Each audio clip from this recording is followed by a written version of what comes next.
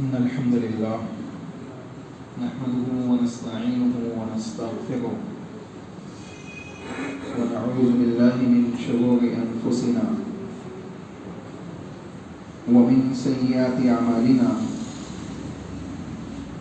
من يهده الله فلا مضل له ومن يضلل فلا هادي له وأشهد أن لا إله إلا الله وحده لا شريك له وأشهد أن محمدا عبده ورسوله أما بعد فإن خير الحديث كتاب الله وخير الهدي هدي محمد صلى الله عليه وسلم وشر الأمور محدثاتها وكل محدثة بدعة وكل بدعة ضلالة وكل ضلالة في النار. وقال الله تعالى في كتابه المجيد وأعوذ بالله من الشيطان الرجيم بسم الله الرحمن الرحيم يا أيها الذين آمنوا أطيعوا الله وأطيعوا الرسول ولا تبطلوا أعمالكم. وقال في موضع آخر يا أيها الذين آمنوا أطيعوا الله وأطيعوا الرسول وأولي الأمر منكم فإن تنازعتم في شيء فردوه إلى الله والرسول. وقال في موضع آخر ما آتاكم الرسول فخذوه وما نهاكم عنه فانتهوا. تمام قسم کی حمد و ثنا کبریائی بڑائی اس احکم الحاکمین خالق کائنات مالک ارض و سما کے لیے لائق و زیبا ہے جس نے دنیا و مافیہ کے اندر موجود نعمتوں میں سے مختلف نعمتیں ہمیں عطا کی ہیں. اس رب العالمین کی حمد و ثنا ہے جس نے ہمیں اور آپ کو اسلام کا ماننے والا دین محمدی صلی اللہ علیہ وسلم کے اوپر عمل پیرا ہونے والا اور اس کے مطابق اپنی زندگیوں کی اصلاح کرنے والا بنایا ہے. اس رب العالمین کی حمد و ثنا ہے جس کے علاوہ کوئی مالک حقیقی نہیں، کوئی معبود حقیقی نہیں، وہی اکیلا رب العالمین ہے.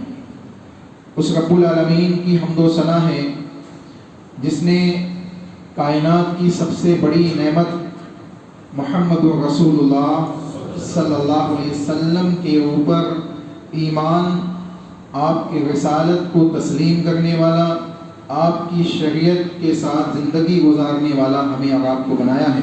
اللہ سے دعا ہے کہ اسی ایمان پہ ہمارا خاتمہ ہو، حسن خاتمہ ہو، حلال موت ہو، حرام موت سے ہم سب کی حفاظت فرمائیں۔ سبحان اللہ و بحمدہ سبحان اللہ العظیم۔ انگنت درود و سلام ہو انبیاء کی مقدس جماعت پر، خصوصاً سید المرسلین رحمت للعالمین جناب محمد رسول اللہ صلی اللہ علیہ وسلم کی ذات گرامی پر۔ اللہم صلی علی محمد وعلی آل محمد کما صلیت علی ابراہیم وعلی آل ابراہیم انک حمید مجید۔ اللہم بارک علی محمد وعلی آل محمد کما بارکت علی ابراہیم وعلی آل ابراہیم انک حمید مجید۔ دوستو، بزرگوں، نوجوان ساتھیوں، پردہ نشین، خواتین اسلام، علامت قیامت کے سلسلے میں گفتگو چل رہی ہے پچھلے کئی جمعوں سے۔ انشاءاللہ آج ہم مزید چند علامتیں دیکھیں گے۔ اس سے پہلے ان باتوں کو سمجھ لیں جو کتاب اللہ کی ان آیتوں کے اندر اللہ نے بیان کیا ہے، جو خطبہ مسنونہ کے بعد آپ کے سامنے پڑھی گئی۔ اللہ رب العالمین نے کہا، اے ایمان والو، اطیعوا اللہ و اطیعوا الرسول، اللہ اس کے رسول کی اطاعت کرو اور اپنے اعمال کو ضائع نہ کرو۔ یہ آیت مسلسل کئی جمعوں سے کئی خطبوں میں آپ کے سامنے پڑھی جا رہی ہے، اس کے مفہوم کو بیان کیا جا رہا ہے۔ وجہ کیا ہے؟ وجہ یہ ہے کہ علامت قیامت کے اندر موجود فتنے یا شر کی جو چیزیں رسول اللہ صلی اللہ علیہ وسلم نے بیان کی ہے، اس سے بچنے کا واحد طریقہ یہ ہے کہ اللہ اس کے رسول کی اطاعت کو اپنا لیا جائے، اللہ اس کے رسول کی اطاعت کے ساتھ زندگی گزاری جائے، تو انشاءاللہ انسان آنے والے تمام فتنوں سے کیا ہوگا؟ محفوظ ہو جائے گا اور اللہ کی پسندیدہ راہ، سیدھے راہ پہ گامزن ہو جائے گا، اور انشاءاللہ اللہ نے چاہا تو اسی کے ساتھ زندگی گزرے گی۔ دوسری آیت اللہ رب العالمین نے کہا، اے ایمان والو، اللہ کی اطاعت کرو، رسول اللہ صلی اللہ علیہ وسلم کی اطاعت کرو، اور تم میں جو اولی الامر ہے، اہل علم ہے یا حکام ہیں، ان کے پیچھے چلو، ان کی اطاعت کرو۔ لیکن اگر اختلاف ہو جائے، فَإِن تَنَازَعْتُمْ فِي شَيْءٍ، اگر کسی چیز میں اختلاف ہو جائے، فَرُدُّوهُ إِلَى اللَّهِ وَرَسُولِهِ۔ دیکھیں، اطاعت کرنے کے سلسلے میں تین چیزیں بیان کی گئی، اللہ کی اطاعت، رسول اللہ کی اطاعت اور اولی الامر کی اطاعت۔ لیکن اگر اختلاف ہو اور اس اختلاف کو تلاشنا ہو، اس اختلاف کے اصل حل کو ڈھونڈنا ہو، تو وہ دو ہی جگہ ملے گا، تیسری جگہ نہیں مل سکتا۔ وہ کہاں ملے گا؟ فَرُدُّوهُ إِلَى اللَّهِ وَالرَّسُولِ، تو اس اختلاف کو اللہ کی طرف، اس کے رسول کی طرف لوٹاؤ، جو جیسا فیصلہ وہاں سے مل جائے اس کو لے لو۔ پتہ کیا چلا؟ اطاعت اگرچہ اولی الامر کی حکم تو دیا گیا ہے، لیکن یہ اطاعت پابند ہے اللہ اس کے رسول کی اطاعت۔ اس کے موافقت میں ہوگی، اس کے مطابق ہوگی تو کی جائے گی، اس کے موافقت اور مطابقت میں نہیں ہوگی تو چھوڑ دی جائے گی۔ چنانچہ کیا کہا گیا؟ جب اختلاف ہو تو کہاں لوٹائے؟ اللہ اس کے رسول کی طرف۔ تیسری چیز اللہ رب العالمین نے تیسری آیت میں جو بیان کیا کہ ما آتاکم الرسول فخذوہ، جو کچھ رسول اللہ صلی اللہ علیہ وسلم تمہیں دے دے اس کو لے لو، وما نہاکم عنہ فانتہوا، اور جس سے منع کر دے اس سے رک جاؤ۔ کتنی واضح آیت ہے، کتنی واضح آیت ہے کہ جو کچھ رسول اللہ دے دے اس کو لے لو اور جس سے منع کر دے اس سے رک جاؤ۔ پہلی آیت میں اطاعت کا حکم، دوسری آیت میں اختلاف کے وقت کون سا موقف اپنانا چاہیے، کون سے اصول کو اپنانا چاہیے، اس کو اللہ نے بیان کیا۔ تیسری آیت میں اللہ نے بیان کیا جو کچھ رسول اللہ دے دے اس کو لے لو اور جس چیز سے منع کر دے اس سے رک جاؤ۔ تو وہ جتنی چیزیں جن کو رسول اللہ صلی اللہ علیہ وسلم نے علامت قیامتوں کے اندر بیان کی ہے باعتبار فتنہ، وہ سب بچنے والی چیزیں، ان سب چیزوں سے اللہ کے نبی نے منع کیا۔ اور وہ جتنی چیزیں جو خیر اور بھلائی کی اللہ اس کے رسول نے حکم دیا ہے، اس کو اپنانے کا رسول اللہ نے حکم دیا ہے۔ تو ما آتاکم الرسول فخذوہ، جو کچھ رسول اللہ دے اس کو لے لو، جس چیز سے منع کر دے اس سے رک جاؤ۔ تو آئیے علامت قیامت میں سے ایک اہم چیز جو آج ہمارے معاشرے کے اندر بڑی عام ہے، ان تینوں آیتوں کو سامنے رکھتے ہوئے ہم سنیں، اگر ہم میں یہ چیز پائی جاتی ہے تو کوئی یہ نہ سمجھے کہ میں بڑا ہوں، میں جاننے والا ہوں تو میں اس سے رجوع نہیں کروں گا، کیونکہ جاننے والے اور نہ جاننے والے، علم رکھنے والے، لا علم رکھنے والے، تمام قسم کے لوگ اس چیز میں ملوث ہے جس کو رسول اللہ صلی اللہ علیہ وسلم نے قیامت کی علامت میں بیان کیا۔ تمام قسم کے لوگ اس میں ملوث ہے۔ اللہ ہم سب کو صحیح سمجھ عطا فرمائے اور اپنی اصلاح کرنے کی توفیق عطا فرمائے۔ ان تین آیتوں کو سامنے رکھنا، کبھی یہ مت سمجھنا کہ کسی شخص کو خصوصیت کے ساتھ یہ بات ذکر کی جا گئی، کسی پہ تنقید کی جا گئی ہے، کسی کے خلاف یہ بات کہی جا گئی، نہیں، اللہ کے نبی نے قیامت کی علامت میں یہ چیز بیان کی، اس لیے بیان کیا جا رہا ہے اور ان تین آیتوں کے پس منظر میں بیان کیا جا رہا ہے کہ ہم مومن ہیں، اور مومن ہونے کے اعتبار سے اگر کوئی غلطی ہوتی ہے، کوئی معاملہ پیش آتا ہے تو ہم کہاں اس کا حل ڈھونڈتے ہیں؟ اللہ اس کے رسول کی اطاعت میں اس کا حل ڈھونڈتے ہیں۔ آئیے چلتے ہیں، اللہ کے نبی محمد رسول اللہ صلی اللہ علیہ وسلم نے ارشاد فرمایا، آیت کریمہ بھی ہم نے سنی کہ جو کچھ رسول اللہ دے دے اس کو لے لو، جس چیز سے منع کرے اس سے رک جاؤ۔ اللہ کے نبی نے کہا علامت قیامت میں سے ایک چیز یہ ہے کہ بوڑھوں کا جوان ہونا، بوڑھے جوان ہونے لگیں گے۔ قیامت سے نزدیک یہ معاملہ ہوگا کہ بوڑھے لوگ جوان ہونے لگیں گے، جوانی کی کیفیات کو، صفات کو اپنانے لگیں گے اور مختلف قسم کے ایسے معاملات کو انجام دیں گے جو انسان عام طور پہ جوانی کی اصل قدرتی حیت اللہ نے عطا کی ہے وہ ہوتی ہے۔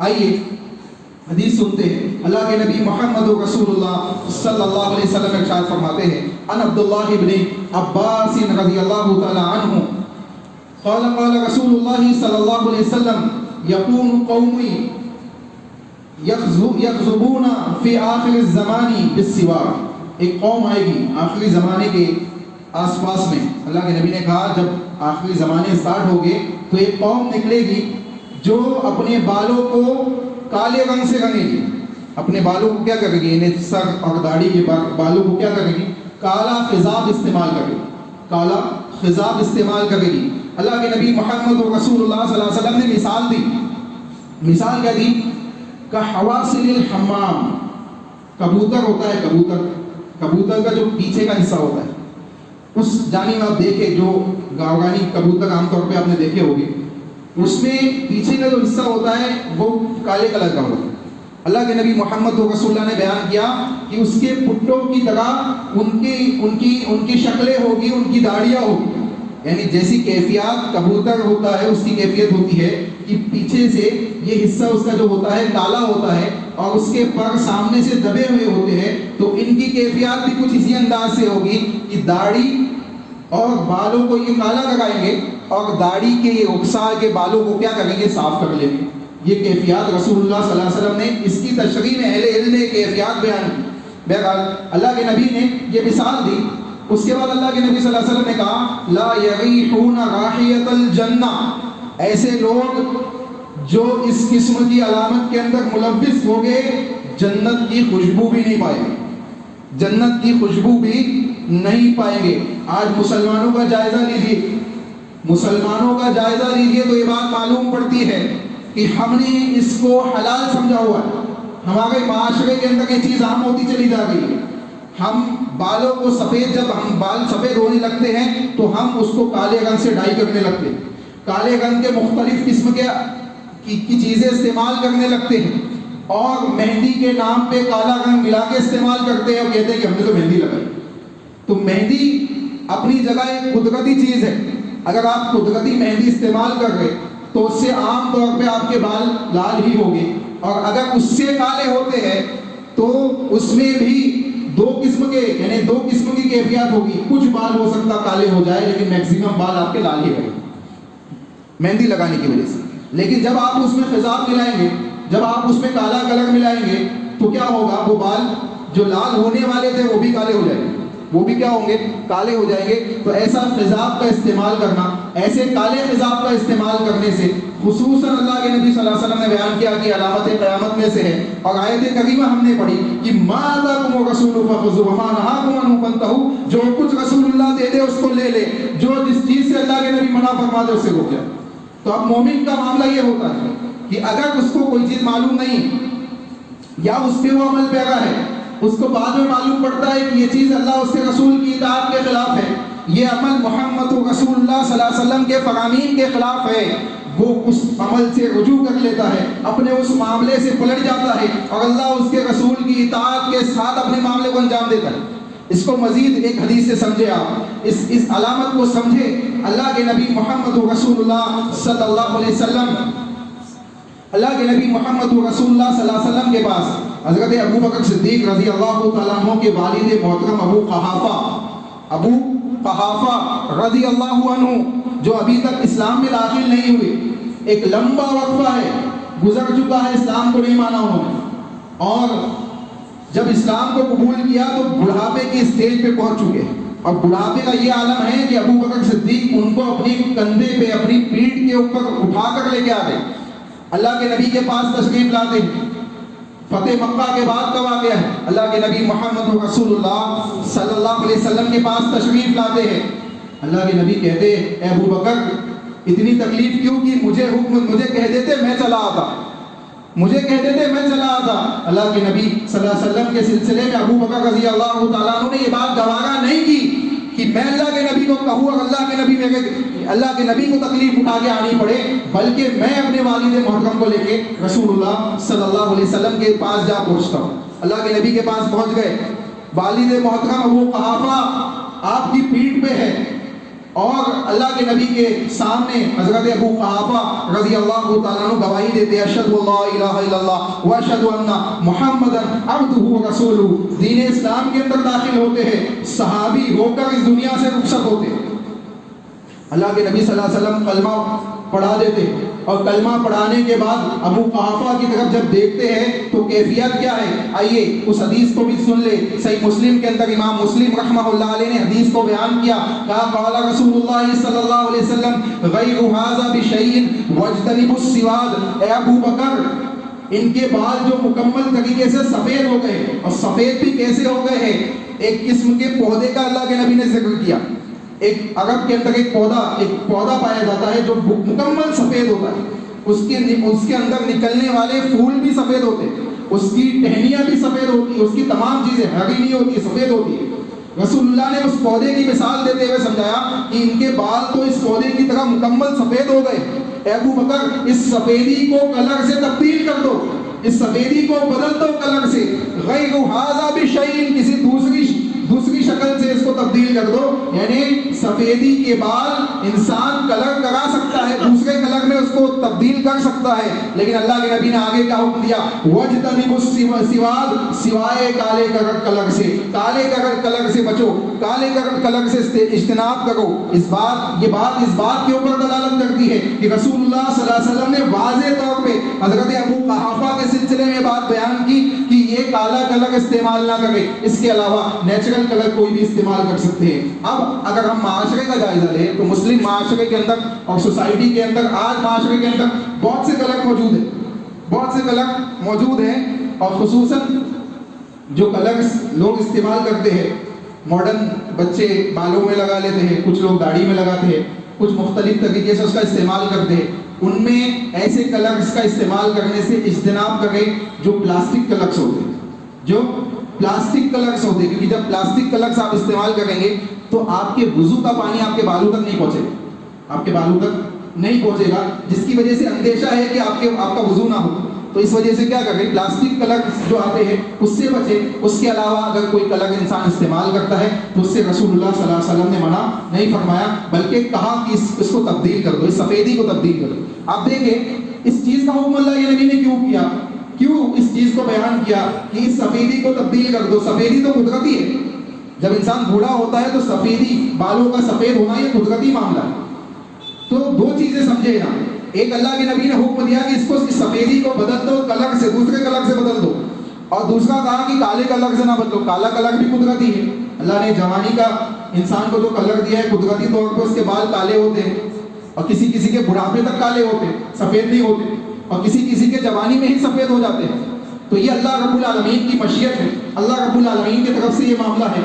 تو جو سفید سفیدی کو تبدیل کرنے کا اللہ کے نبی نے حکم دیا، وہ اس لیے دیا کیونکہ یہ یہودیوں کا عمل ہے، یہ یہودیوں کی مشابہت ہے کہ وہ اپنے بالوں کو، اپنی داڑھیوں کو بالکل سفید رکھتے، بالکل سفید رکھتے، تو اللہ کے نبی نے حکم دیا کہ اس کو بدل دو، اس کو بدل دو۔ اور کالے سے رکنے کا جو حکم دیا وہ اس لیے دیا کہ کہیں کسی کو دھوکہ نہ ہو جائے، کوئی اس کو نوجوان نہ سمجھنے لگے یہ کسی کو دھوکہ دے کے یا کسی خواتین کو دھوکہ دے کے مختلف قسم کے معاملات میں انجام دے لے، تو اس لیے اللہ کے نبی نے کہا کہ کالے کلر سے بچو۔ تو اب دیکھیں اگر کوئی حکمت نہ ہو، یہ تو حکمت ہے جو اہل علم نے بیان کی، اس میں سے کوئی حکمت نہ ہو، اتنا کیا ہمارے لیے کافی نہیں کہ اللہ کے نبی نے کہا؟ کیا اتنا ہمارے لیے کافی نہیں کہ اللہ کے نبی نے اس کو علامت قیامت میں بیان کیا؟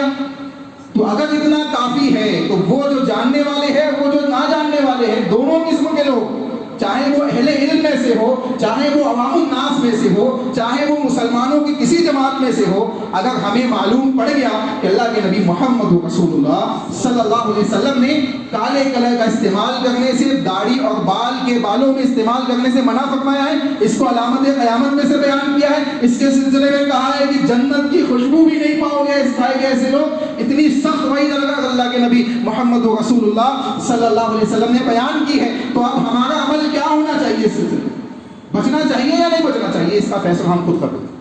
مسند احمد کی حدیث ہے اور اس کو امام شافعی رحمہ اللہ علیہ نے صحیح قرار دیا ہے۔ دوسری حدیث صحیح مسلم کی ہے جو اوتھنٹک حدیث ہے، جس میں اللہ کے نبی نے ابو قحافہ کے سلسلے میں حکم دیا۔ چنانچہ یہ دونوں حدیثیں اس بات کے اوپر دلالت کرتی ہے کہ انسان کو چاہیے کہ اگر اس کے بال سفید ہو گئے ہیں تو وہ دوسرے کلر سے تبدیل کر سکتا ہے، مثال کے طور پہ مہندی وغیرہ لگا کے لال کر سکتا ہے، یا جو نیچرل کلر معاشرے کے اندر، مارکیٹس کے اندر موجود ہے، اس کا استعمال کر سکتا ہے، اس میں کوئی حرج کی بات نہیں، البتہ کالے کلر کا استعمال نہ کرے۔ سختی سے اللہ کے نبی محمد رسول اللہ صلی اللہ علیہ وسلم نے اس سے کیا کیا ہے؟ منع کیا ہے۔ دوسری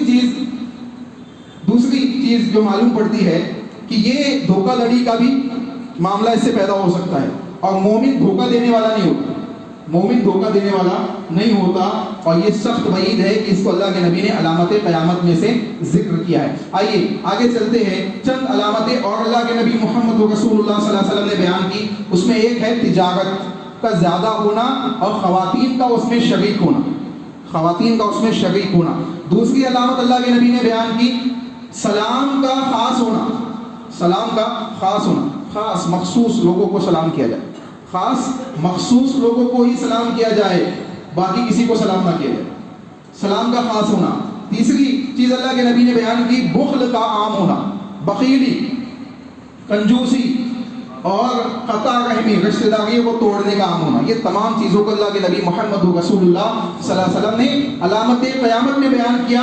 آئیے وہ حدیث میں آپ کے سامنے رکھتا ہوں، مسند احمد کی حدیث ہے، اسی طریقے سے امام حاکم رحمہ اللہ علیہ نے بھی اس حدیث کو نقل کیا ہے۔ کہتے ہیں عبداللہ بن مسعود رضی اللہ تعالیٰ عنہ، حضرت عبداللہ بن مسعود رضی اللہ تعالیٰ عنہ حدیث کے راوی ہے، کہتے ہیں کہ نبی صلی اللہ علیہ وسلم انہ قال بین ید الساعۃ تسلیم الخاصہ، قیامت کے نزدیک یہ معاملہ پیش آئے گا کہ لوگ خاص لوگوں کو ہی سلام کریں گے، خاص لوگوں کو سلام کریں گے۔ اللہ کے نبی نے یہ چیز دوسری حدیثوں کے اندر بھی بیان کی، اور سلام تو وہ عمل ہے، سلام انسان کو جنت میں داخلے کا سبب بن سکتا ہے، سلام انسان کو جنت میں داخل کرنے کا سبب بن سکتا ہے۔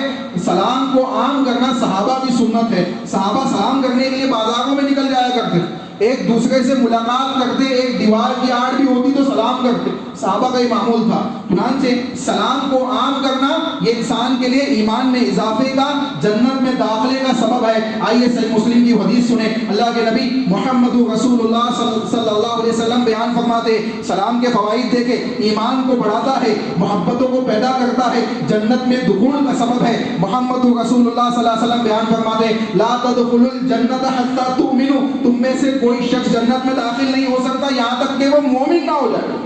لا تدخلوا الجنت حتی تؤمنوا ولا تؤمنوا حتی تحابوا، اور وہ مومن نہیں ہو سکتا یہاں تک کہ وہ ایک دوسرے سے محبت کرنے والا نہ بن جائے۔ دو چیزیں بیان کی، پہلی چیز جنت میں اس وقت تک داخلہ نہیں ملے گا جب تک ایمان نہیں، جب تک ایمان نہیں ہے، اور ایمان نہیں بڑھ سکتا، ایمان میں اضافہ نہیں ہو سکتا، ایمان انسان کا مکمل نہیں ہو سکتا جب تک آپس میں ایک دوسرے سے محبت نہ ہو، آپس میں ایک دوسرے سے محبت نہ ہو۔ صحابہ کی صفت کیا تھی؟ صحابہ کی صفت کیا تھی؟ محمد رسول اللہ والذین معہ اشداء علی الکفار رحماء بینہم، آپس میں ایک دوسرے کے لیے رحم دل تھے، ایک دوسرے کے لیے رحم دل تھے اور دوسروں کے لیے شدید تھے، دوسروں کے لیے سخت تھے. ہم آپس میں سخت ہیں، دوسروں کے لیے رحم دل.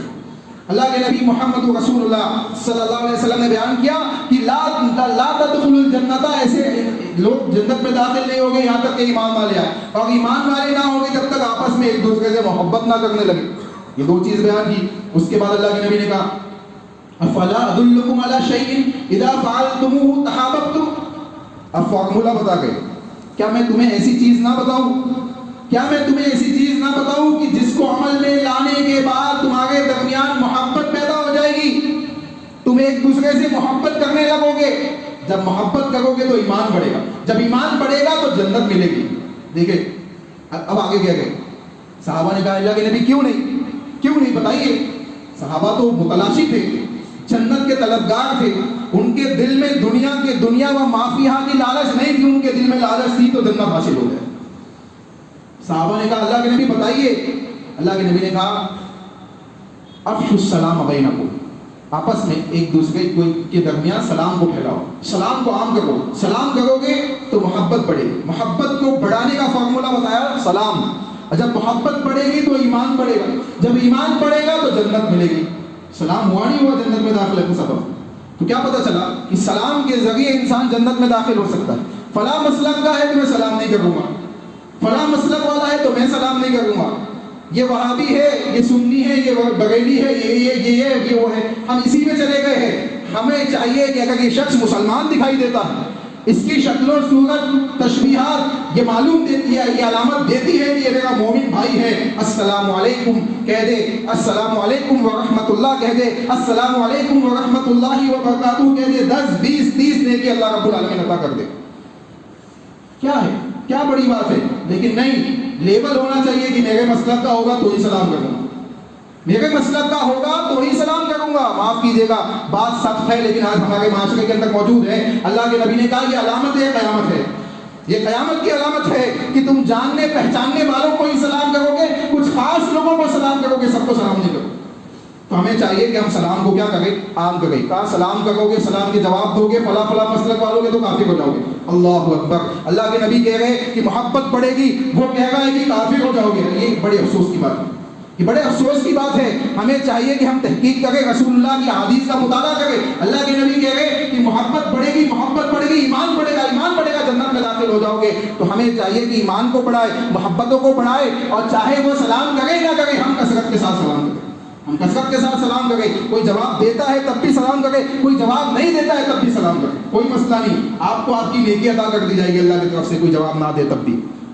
آگے دیکھیں اللہ رب العالمین، اللہ کے نبی محمد رسول اللہ نے بیان فرمایا التجارت افشوا التجارت. اللہ کے نبی نے کہا تجارت پھیل جائے گی، بہت کثرت کے ساتھ تجارتی معاملات انجام دیے جائیں گے.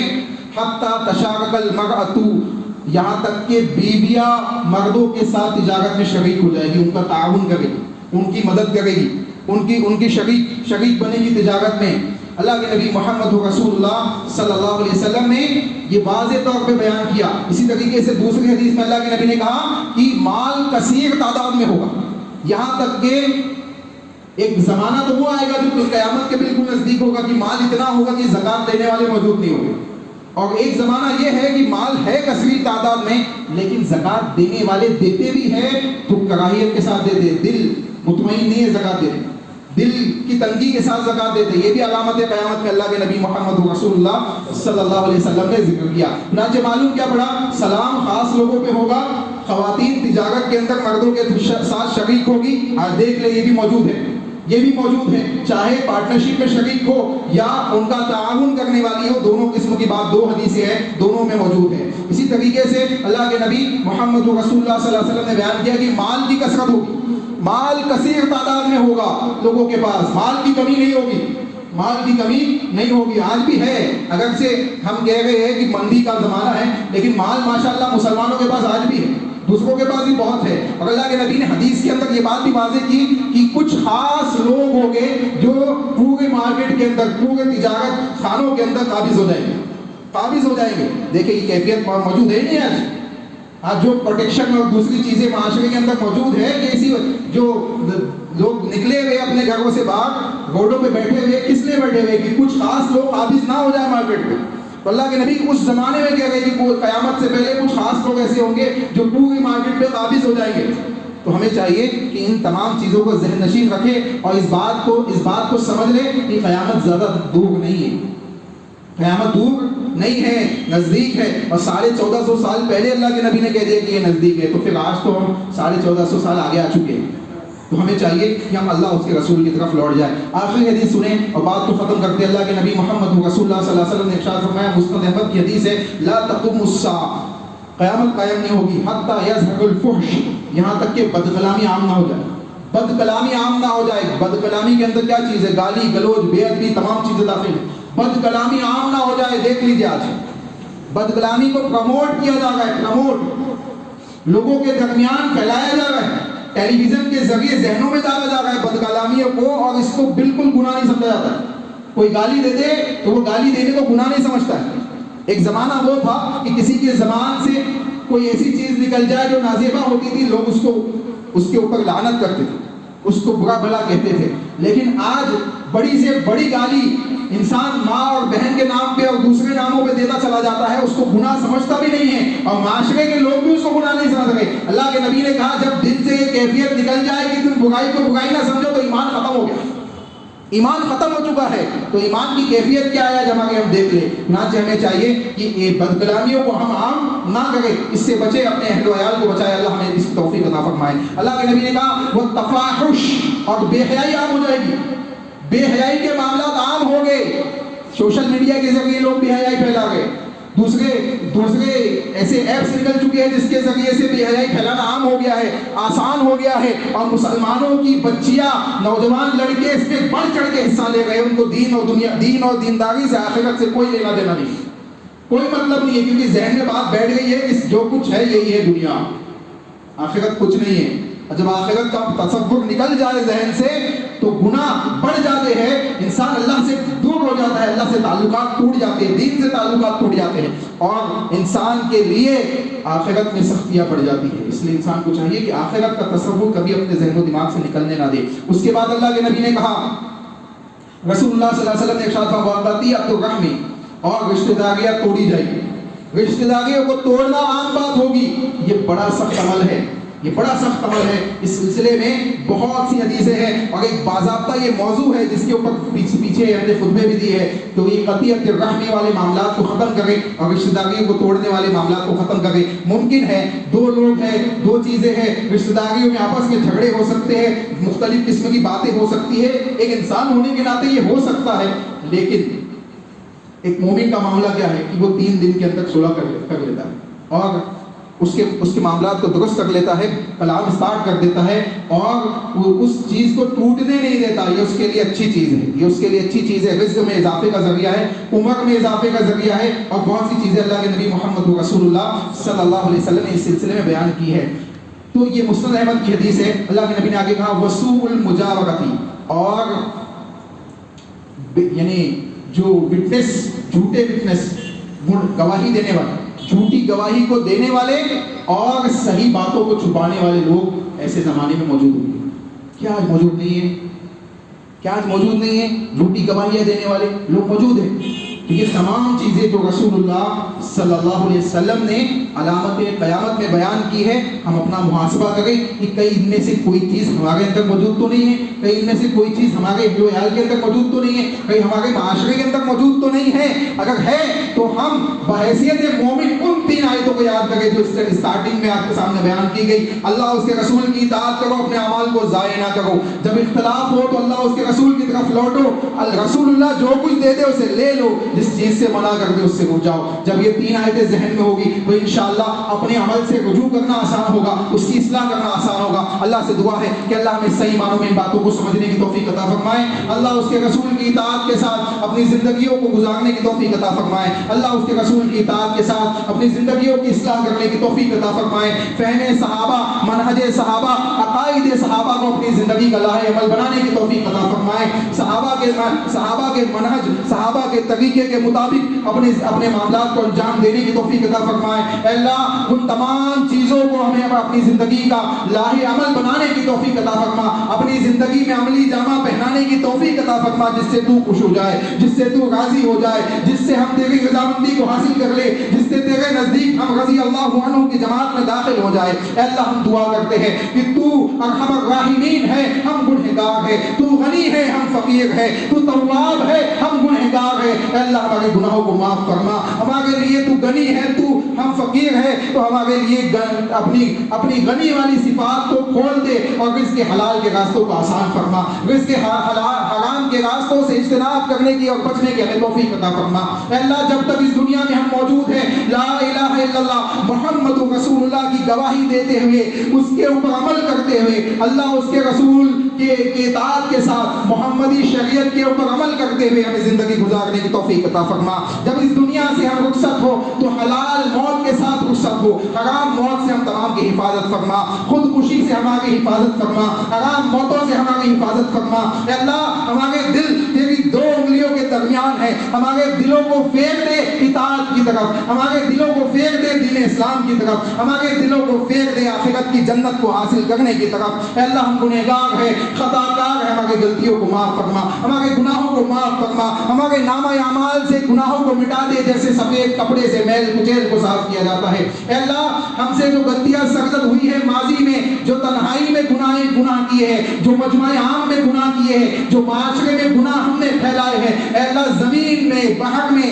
یا اللہ سمندروں میں، یا اللہ خشکی میں، یا اللہ ریگستانوں میں، یا اللہ مختلف مقامات پہ جو گناہ ہم نے کیے، اے اللہ ان تمام گناہوں سے رجوع و توبہ استغفار کرنے کی توفیق عطا فرما۔ اے اللہ ان گناہوں سے لوٹنے اور اللہ کی طرف رجوع اللہ کرنے کی توفیق عطا فرما۔ اے اللہ اپنے معاملات کے اندر اخلاص پیدا کرنے کی توفیق عطا فرما۔ اے اللہ اس کے رسول کی اطاعت کو زندگی کا لاہ عمل بنانے کی توفیق عطا فرما۔ اے اللہ جو لوگ موجود ہیں ان کو اپنی زندگیوں کو اللہ اس کے رسول اہدنا الصراط المستقیم کے اوپر گامزن کرنے کی توفیق عطا فرما۔ اے اللہ جو جا چکے ہیں، اے اللہ جو لوگ اس دنیا سے جا چکے ہیں، جو وفات پا چکے ہیں، اے اللہ ان کی قبروں کو جنت کا باغ بنا، اے اللہ ان کی قبروں کو جنت کا باغ بنا، اے اللہ ان کے لیے جنت کا بستر بچھا، اے اللہ ان کے لیے جنت کی کھڑکیوں کو کھول دے، اے اللہ ان کے برزخی معاملات کو آسان فرما، اے اللہ ان کو عذاب قبر سے محفوظ فرما۔ اے اللہ ہمیں بھی جانا ہے، ہم بھی اس قبر میں داخل ہونے والے ہیں، اے اللہ یہ تمام چیزیں ہمیں بھی عطا فرما۔ اے اللہ ان عذابات سے ہمیں بھی محفوظ فرما، اے اللہ دنیا میں نازل ہونے والے مختلف فتنوں سے ہمیں محفوظ فرما، اے اللہ مختلف بیماریوں سے ہمیں محفوظ فرما۔ اے اللہ جو بیماریاں وبائی طور پہ پھیلی ہوئی ہے، اللہ ان تمام بیماریوں سے ہماری حفاظت فرما۔ اے اللہ ہم سے جو غلطیاں ہوئی اسے معاف فرما۔ اے اللہ ہمیں نمازوں کی پابندی کرنے کی توفیق عطا فرما۔ اے اللہ نمازوں کی پابندی کرنے کی توفیق عطا فرما۔ اے اللہ نمازوں کو بجماعت ادا کرنے کی توفیق عطا فرما۔ اے اللہ رمضان آنے والا ہے، رمضان کا اہتمام کرنے کی ہمیں توفیق عطا فرما۔ اے اللہ رمضان کے آنے سے پہلے وباؤں کو صحیح کر دے کہ ہماری مسجدیں بند نہ ہو سکے، کہ ہمیشہ کھلی رہے۔ اے اللہ ہم تجھ سے دعا کرتے ہیں کہ ہماری مسجدوں کو باقی رکھ، اے اللہ ہماری مسجدوں کی حفاظت کر، اے اللہ ان کے میناروں کی حفاظت کر، اے اللہ اس میں خدمات کو انجام دینے والے لوگوں کی حفاظت کر، اے اللہ اس کے اندر اپنے مال و دولت کو لگانے والے لوگوں کی حفاظت کر، ان کے مال و دولت میں خیر و برکت عطا فرما۔ اے اللہ اس میں نماز پڑھانے والے، اذان دینے والے، نماز پڑھنے والے تمام لوگوں کی حفاظت کر، اے اللہ ہمارے گناہوں کو معاف فرما۔ اے اللہ یہ عبادات جو ہم ٹوٹے پھوٹے انداز میں عمل میں لاتے ہیں، اس کو اللہ کے رسول کی اطاعت کے ساتھ عمل میں لانے کی توفیق عطا فرما،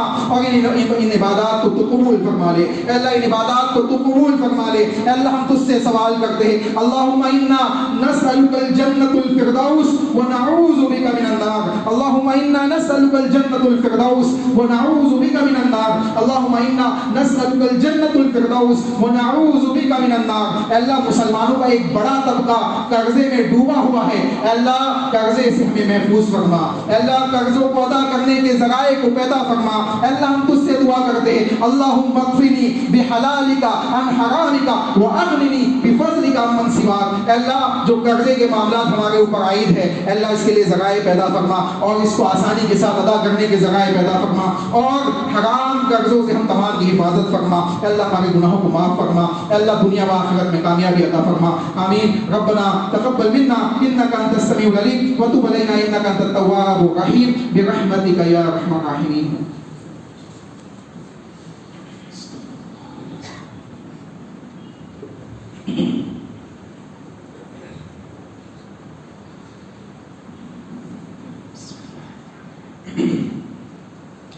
إن الحمد لله نحمده ونستعينه ونستغفره ونعوذ بالله من شرور أنفسنا ومن سيئات أعمالنا، من يهده الله فلا مضل له ومن يضلل فلا هادي له، وأشهد أن لا إله إلا الله وحده لا شريك له، وأشهد أن محمدا عبده ورسوله، أما بعد فأعوذ بالله من الشيطان الرجيم، بسم الله الرحمن الرحيم، إن الله وملائكته يصلون على النبي يا أيها الذين آمنوا صلوا عليه وسلموا تسليما، اللهم صل على محمد وعلى آل محمد كما صليت على إبراهيم وعلى آل إبراهيم إنك حميد مجيد، اللهم بارك على محمد وعلى آل محمد كما باركت على إبراهيم وعلى آل إبراهيم إنك حميد مجيد، عباد الله رحمكم الله، إن الله يأمر بالعدل والإحسان وإيتاء ذي القربى وينهى عن الفحشاء والمنكر والبغي يعظكم لعلكم تذكرون، قوموا إلى الصلاة.